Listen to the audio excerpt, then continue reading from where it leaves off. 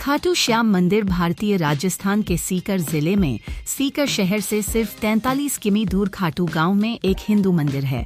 यह देवता कृष्ण और बर्बरीक की पूजा करने के लिए एक तीर्थ स्थल है, जिन्हें अक्सर कुल देवता के रूप में पूजा जाता है।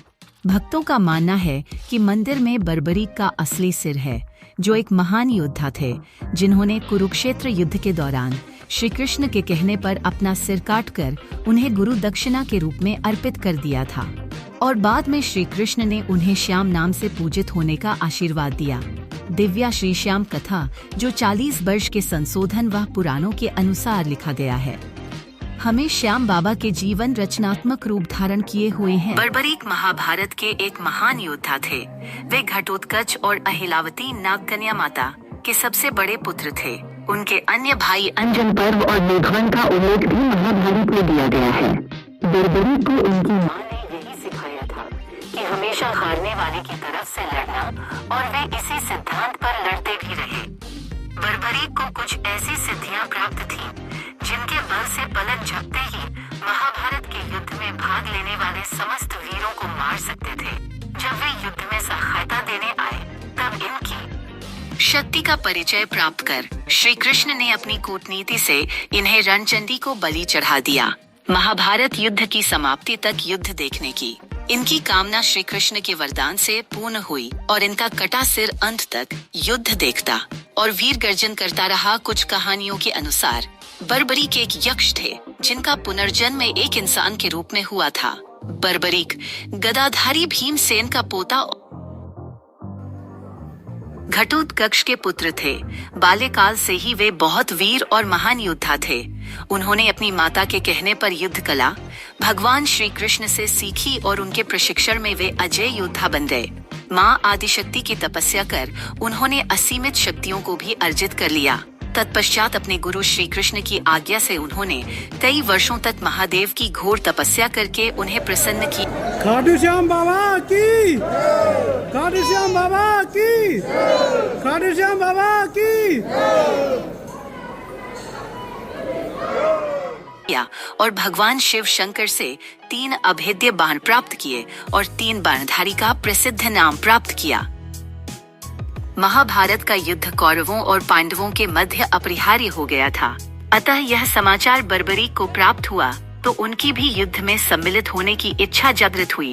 जब वे अपनी माता से आशीर्वाद प्राप्त करने पहुँचे, तब माँ को हारे हुए पक्ष का साथ देने का वचन दिया।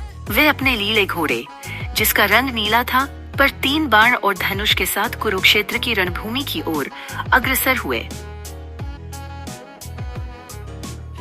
सर्वव्यापी श्री कृष्ण ने ब्राह्मण वेश धारण कर बर्बरीक से परिचित होने के लिए उन्हें रोका और यह जानकर उनकी हंसी भी उड़ाई कि वह मात्र 3 बाण से युद्ध में सम्मिलित होने आया है।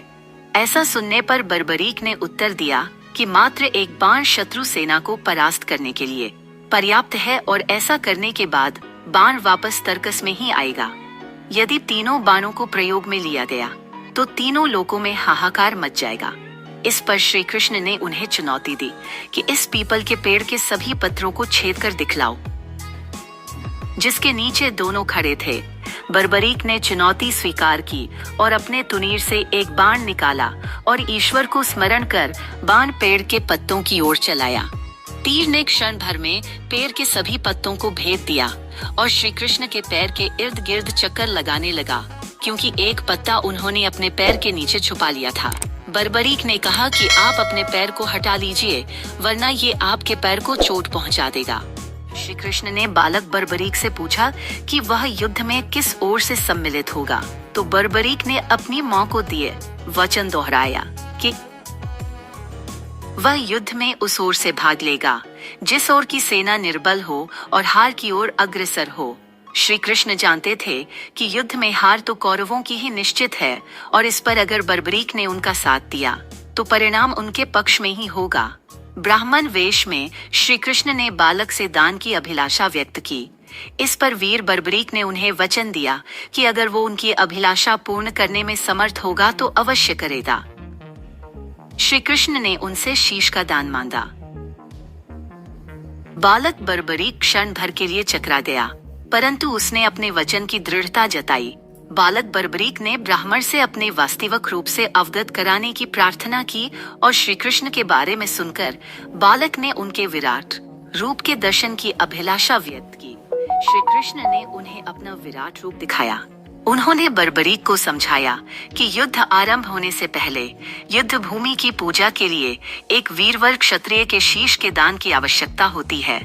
उन्होंने बर्बरीक को युद्ध में सबसे वीर की उपाधि से अलंकृत किया, अतएव उनका शीश दान में मांगा। बर्बरीक ने उनसे प्रार्थना की कि वह अंत तक युद्ध देखना चाहता है। श्री कृष्ण ने उनकी यह बात स्वीकार कर ली। रात भर बर्बरीक ने अपने आराध्य भगवान शिव की पूजा अर्चना की और फाल्गुन माह की द्वादशी को स्नानादि से निवृत्त होकर पूजा अर्चना करने के पश्चात उन्होंने अपने शीश का दान दिया। उनका सिर युद्ध भूमि के समीप ही एक पहाड़ी पर सुशोभित किया गया, जहां से बर्बरीक संपूर्ण युद्ध का जायजा ले सकते थे। युद्ध की समाप्ति पर पांडवों में ही आपसी बहस होने लगी कि युद्ध में विजय का श्रेय किसको जाता है। इस पर श्री कृष्ण ने उन्हें सुझाव दिया कि बर्बरीक का शीश संपूर्ण युद्ध का साक्षी है, अतएव उससे बेहतर निर्णायक भला कौन हो सकता है। सभी इस बात से सहमत हो गए। बर्बरीक के शीश ने उत्तर दिया कि श्री कृष्ण ही युद्ध में विजय प्राप्त कराने में सबसे महान कार्य किया है। उनकी शिक्षा, उनकी उपस्थिति, उनकी युद्ध नीति ही निर्णायक थी। उन्हें युद्ध भूमि में सिर्फ उनका सुदर्शन चक्र घूमता हुआ दिखाई दे रहा था, जो कि शत्रु सेना को काट रहा था। यह सुनकर श्री कृष्ण ने बर्बरीक को वर दिया और कहा कि तुम मेरे श्याम नाम से पूजे जाओगे। खाटू नामक ग्राम में प्रकट होने के कारण खाटू श्याम के नाम से प्रसिद्धि पाओगे और मेरी सभी 16 कलाएं तुम्हारे शीश में स्थापित होंगी और तुम मेरे ही प्रतिरूप बनकर पूजे जाओगे। उसी दिन से बर्बरीक को खाटू श्याम के नाम से जाना जाने लगा। तभी से यह हरे का सहारा बाबा श्याम हमारा के नाम से प्रसिद्ध हुए और इनका एक पप्पी मंदिर राजस्थान में बना है, जहां पर लाखों श्रद्धालु हर रोज आते हैं और अपनी मनोकामना मांगते हैं। यह तो आपको, यदि यह मेरी वीडियो अच्छी लगी हो तो वीडियो को लाइक करें और चैनल को सब्सक्राइब करें और कोई मार्गदर्शन के लिए कमेंट करें। धन्यवाद।